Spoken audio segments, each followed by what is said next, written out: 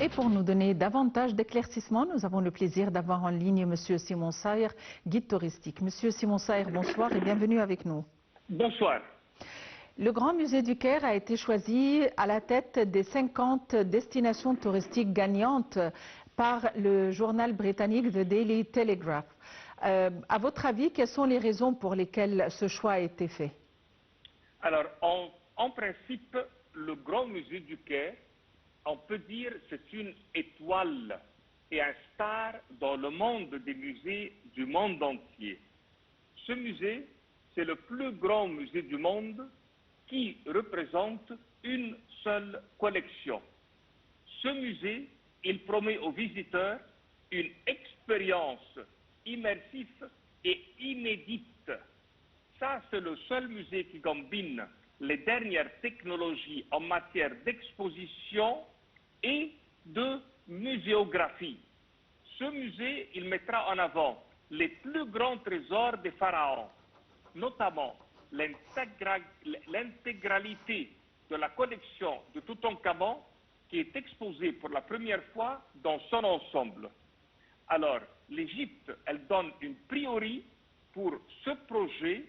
Alors, pour l'Égypte et pour le monde entier, nous on insiste qu'on ne se limite pas pour un simple espace d'exposition, mais présenter une véritable vitrine culturelle et un message de civilisation envoyé au monde entier. Nous on invite nos visiteurs à découvrir les richesses inestimables du patrimoine égyptien. Alors, dans ce musée, nous on valorise notre patrimoine historique et culturel et on mobilise des moyens colossaux pour garantir une inauguration qui va être un événement mondial et d'exception. Nous, on ne se limite pas à la conservation et à l'exposition de nos pièces, mais on joue un rôle clé dans la recherche et l'éducation. Nous, on abrite un centre de recherche de pointe dédié à l'égyptologie et à la restauration des objets antiques et on favorise une collaboration internationale dans ce domaine.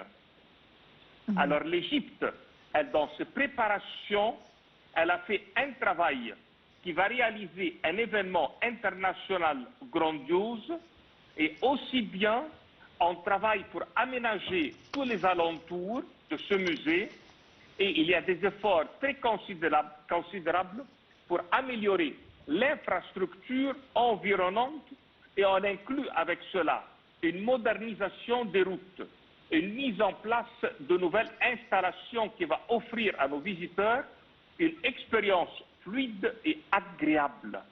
Alors, notre grand musée égyptien, il représente un levier stratégique pour le tourisme égyptien et son ouverture devrait entraîner une hausse du nombre de visiteurs et aussi bien, c'est un musée qui s'intègre avec les pyramides de Gizeh et il va transformer l'ensemble à une destination exceptionnelle. Voilà pour notre musée. À votre avis, le 3 juillet, d'ici le 3 juillet, quels sont les travaux supplémentaires qui seront effectués, y compris le chemin de l'éternité qui rallie le musée aux pyramides? Alors, exactement, comme vous l'avez bien dit, nous, on travaille pour réaliser un travail exceptionnel pour l'inauguration. Alors, l'Égypte, pour ce projet, elle a fait, on peut dire, des événements qui vont être réalisés sur plusieurs jours et non pas sur un seul. Cet événement qui va être prolongé et qui ne va pas s'arrêter vraiment. Et on va travailler pendant ce domaine pour réaliser une fréquentation inattendue pour l'ouverture. On va faire d'une façon qu'on arrive à achever le maximum de visiteurs qui vont être accueillis sur un an, qui va être 5 millions de visiteurs. Nous, on travaille sur ce projet avec beaucoup de réunions qui se réalisent. entre le ministre du Tourisme et des Antiquités, avec le directeur de notre musée, le conseil de l'administration qui travaille sur ce sujet. Et nous, on précise toujours qu'on réalise à travers cela une promotion touristique, car on veut atteindre vraiment d'être au top et au sommet et à dynamiser le tourisme égyptien et maximiser l'impact économique et culturel.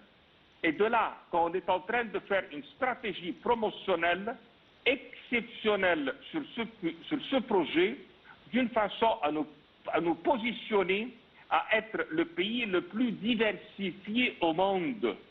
Et d'ici qu'on fait une grande coopération aussi bien avec même les tours opérateurs et les autres musées dans le monde entier, et nous on insiste à notre tourisme culturel et archéologique, et on insiste au tourisme qui est éco-responsable et durable, aussi bien on s'insiste à un tourisme de luxe avec des infrastructures hôtelières de haut standing et des services très personnalisés. On insiste à avoir un tourisme qui va être d'une nature exceptionnelle dans ses activités, et tous les gens sont le bienvenu, et on s'attend à un bilan d'activité exceptionnel, car l'Égypte a participé à 14 salons internationaux majeurs du secteur touristique. On a lancé 19 campagnes de promotion internationale. On a organisé 36 voyages de familiarisation à destination comme pour les journalistes et les influenceurs. On a renforcé la promotion digitale, aussi bien les réseaux sociaux, et on a fait un grand travail pour moderniser les sites web de l'Office égyptien de promotion touristique, et on a aussi bien on a pu inclure 4 nouvelles langues pour toucher un public très très large. Alors c'est vraiment, on peut dire, on est sur une tournée promotionnelle dans différentes régions, et vraiment ça c'est un travail colossal. Monsieur Simon Saïr, à votre avis, est-ce que ce grand musée va empiéter sur les autres musées qui sont plus limités, plus restreints? En Égypte? En Égypte, oui. Effectivement, on est très chanceux d'avoir ce grand travail, car il permet à diversifier et à prolonger le séjour des touristes en Égypte. Par exemple, au lieu que les clients aujourd'hui passent une demi-journée dans le Vieux-Caire, ils peuvent faire une journée complète, car il y a le musée de la civilisation. Maintenant, quand on fait par exemple la partie de l'Azhar, avant on pouvait faire demi-journée de visite. Aujourd'hui, avec le musée islamique, on peut faire une journée complète. Alors les musées prolongent le séjour de notre clientèle.